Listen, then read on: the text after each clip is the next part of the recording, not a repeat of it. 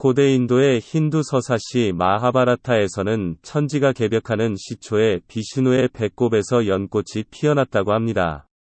그리고 그 꽃 가운데에서 범천이 결가부자를 하고 앉아서 만물을 창조하였다고 합니다.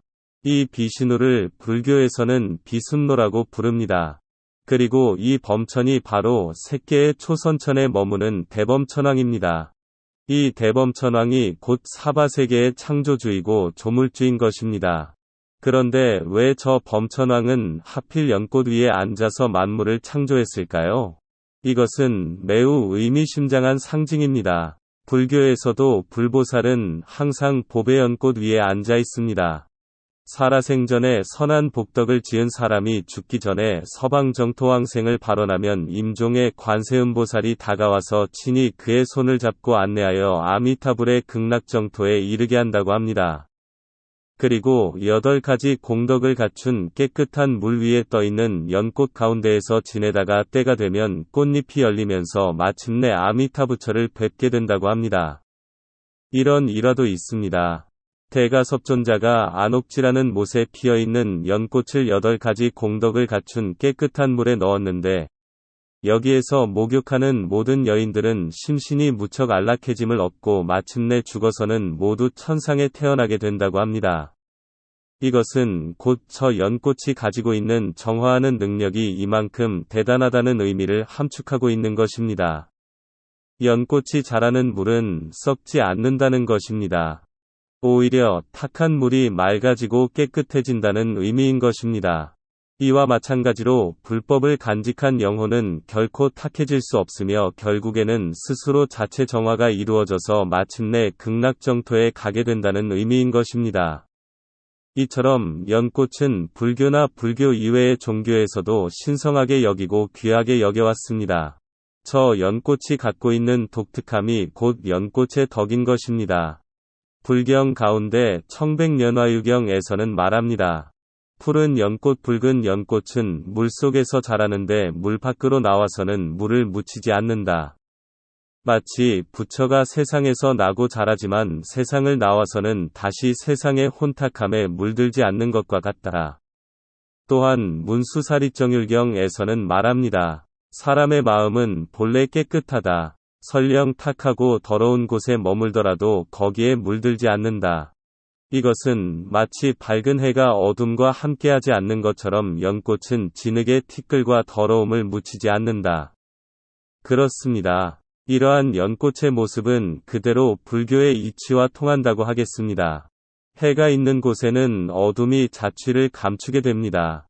해와 어둠은 함께하지 못하기 때문입니다. 마찬가지로 부처의 지혜가 있는 곳에는 번뇌가 자취를 감추게 된다는 것입니다. 저 사자의 포호 소리에 산짐승들이 모두 자취를 감추는 것과 같다는 것입니다. 이 연꽃은 어디에서 나왔을까요? 거기는 바로 진흙 속입니다. 부처의 깨달음도 마찬가지로 저 진흙 속에서 나왔다고 하겠습니다. 비록 진흙 속에서 나왔지만 진흙의 티끌을 몸에 묻히지 않는 것이 바로 연꽃이며 연잎이라고 하겠습니다. 그리고 또 하나의 특별함이 있습니다. 연꽃은 꽃이 피면서 동시에 씨앗이 맺힌다는 것입니다. 사과나무나 배나무 등은 먼저 꽃이 피었다가 지고 나서 열매가 맺히기 시작합니다. 원인과 결과가 차례로 이루어지는 것입니다. 먼저 공부를 하고 나중에 취직을 하는 것입니다. 꽃은 곧 열매를 맺기 위한 원인에 해당하고 열매는 곧 그 결과에 해당하는 것입니다. 학교를 다니는 것은 교양을 쌓고 기술과 지식을 배우는 과정입니다. 그리고 마침내 졸업해서는 그것을 토대로 취직을 하게 됩니다. 이처럼 먼저 원인을 쌓고 그 다음에 결과를 얻는 것이 일반적입니다. 그러나 저 연꽃은 그렇지 않습니다. 원인을 쌓으면서 동시에 결과를 이루는 것입니다. 이것은 마치 배우면서 동시에 현실에 활용하는 것과 유사하겠습니다. 따라서 적게 배우면 적게 활용하고 크게 배우면 크게 활용할 것입니다. 불교에는 삼승이라는 세 그룹의 학생들이 존재합니다. 초등학생, 중등학생, 고등학생이 한 장소에 공존하는 것입니다. 이러한 분류는 저마다의 근기와 역량이 다르기 때문입니다. 삼승이란 곧 소승, 중승, 대승을 가리킵니다. 소승은 성문을 가리키고 중승은 연각을 가리키고 대승은 보살을 가리킵니다. 승이란 곧 수레를 의미합니다. 법화경에서는 성문을 사슴에 비유하고 연각을 영양에 비유하고 보살을 소에 비유하였습니다. 사슴은 오직 자신만을 돌아보고 자식에 대해 그다지 애정이 없다고 합니다.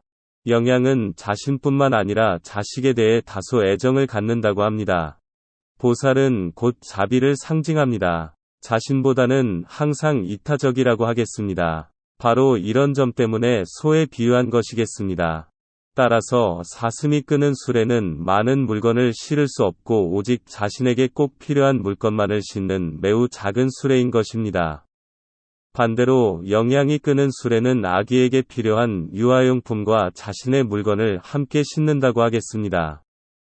그리고 소가 끄는 수레는 주변의 이웃도 함께 태우고서 저 대웅전을 향해 간다고 하겠습니다. 그러나 이 삼승 밖에 또다시 일승이라는 수레가 있습니다. 일승이란 흰 소가 끄는 큰 수레를 가리킵니다. 이 일승의 수레는 모든 부처와 대보살들이 무량한 사람들을 태우고서 삼계 밖으로 이끄는 수레입니다. 저 우주 밖으로 여행하는 우주선인 것입니다. 이 일승의 수레가 바로 이처럼 꽃과 열매를 동시에 짓는 연꽃인 것입니다. 이 연꽃에는 무슨 지혜가 있기에 이처럼 꽃을 피우면서 동시에 열매를 맺는 것일까요? 이처럼 연꽃이 원인과 결과를 동시에 진행한다는 것은 저 한 권의 법화경 과도 같다고 하겠습니다.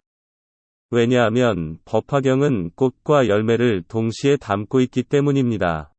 예를 들면 법화경의 첫 장에서부터 14장까지는 일승법을 이루게 하는 원인에 대해 설하고 있습니다.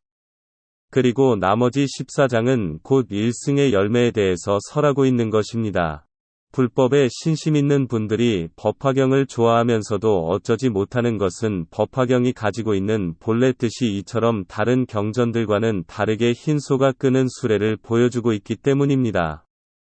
법화를 설하는 모임은 저 삼승과 함께하지만 삼승이 아는 것밖에 도리를 보여주고 있는 것입니다. 저 흰 소가 끄는 수레, 그리고 이 연꽃은 곧 돈교 법문을 비유한 것입니다.